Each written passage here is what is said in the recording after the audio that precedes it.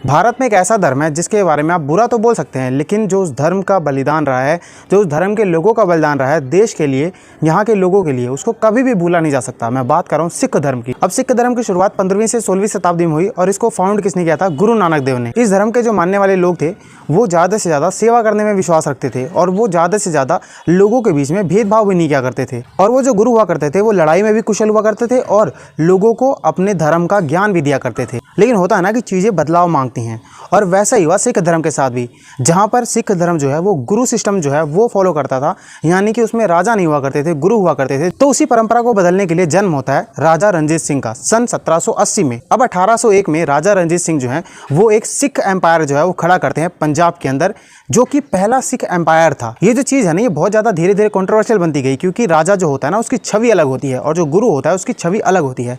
गुरु नानक देव जो थे उनकी जो विचारधारा थी उसको जैसे ही पलटा गया, वैसे ही सिख धर्म का जो अंत है वो भी निकट आने लगा। राजा रणजीत सिंह जो है वो सिख धर्म के सबसे ज़्यादा कंट्रोवर्शियल किंग माने गए, जिन्हें शेरे पंजाब भी कहा जाता है। और उनसे जुड़ी कुछ कंट्रोवर्सी सामने आती हैं, जैसे कि वो हिंदू, मुस्लिम और ईसाइयों के जो धार्मिक स्थल हैं वहाँ पर जाकर भी दान दिया करते थे, जिसे कुछ सिखों ने धार्मिक समझौता बोला। और दूसरी कंट्रोवर्सी ये थी कि उनके दरबार में मुस्लिम जनरल थे और हिंदू रानियाँ भी थी, जो कि कुछ लोग जो परंपरा को मानते थे उन्हें ये चीज़ नहीं सही लग रही थी कि जो दूसरे धर्म के लोग हैं वो उनके दरबार में काम कर रहे हैं या फिर उनके दरबार का हिस्सा है। जो तीसरी कंट्रोवर्सी है वो ये सामने आई थी कि जो राजा रणजीत सिंह हैं वो काफ़ी ज़्यादा नशीले पदार्थों का सेवन किया करते थे, जैसे कि शराब और बहुत सारी चीज़ें थी। तो ये भी सिख धर्म के खिलाफ माना जाता था। इसके अलावा एक और जो कंट्रोवर्सी उनसे जुड़ी हुई थी वो ये थी कि उनकी बहुत सारी रानियां थी।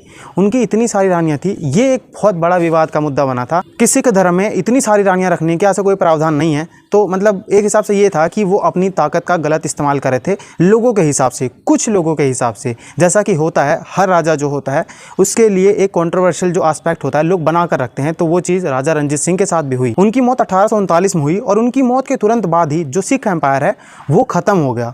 मतलब कि सिखिज्म रहा लेकिन सिख एम्पायर जो है वो ख़त्म हो गया। तो राजा रणजीत सिंह को आप किस कैटेगरी का राजा मानते हैं? एक बहुत ज़्यादा अच्छा राजा, एक धर्मनिरपेक्ष राजा, या फिर एक बहुत ज़्यादा ही विवादित राजा?